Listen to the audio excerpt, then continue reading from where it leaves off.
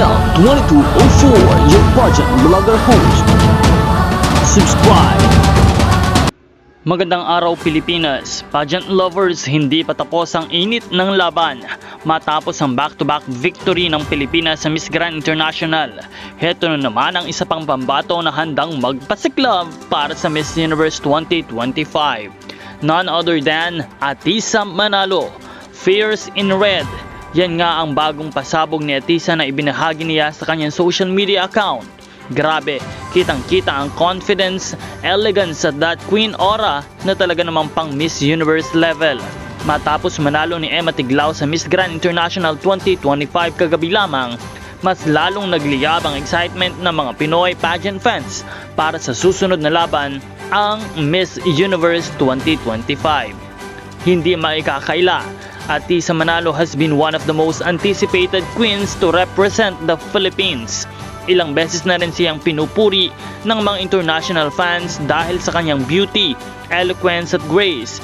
At ngayon nga, with her latest fierce look in red, tila sinasabi niyang, "Ako naman."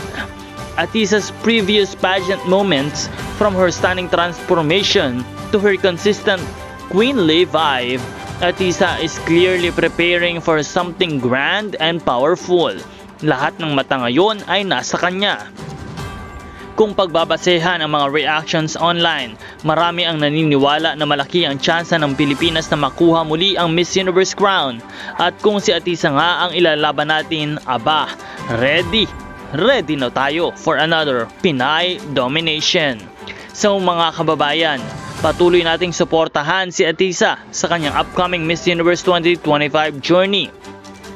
I-comment ninyo sa baba kung anong masasabi ninyo sa kanyang fierce and red look at kung sa tingin nyo ba ito na ang sign na malapit na ang kanyang universe moment. Don't forget to like, share and subscribe for more pageant updates, reactions at mga pasabog na ganap mula sa ating mga reyna. This is SNL2204, maraming salamat sa pag-subscribe at patuloy tayong umantabay sa channel na ito para sa mga bagong balita.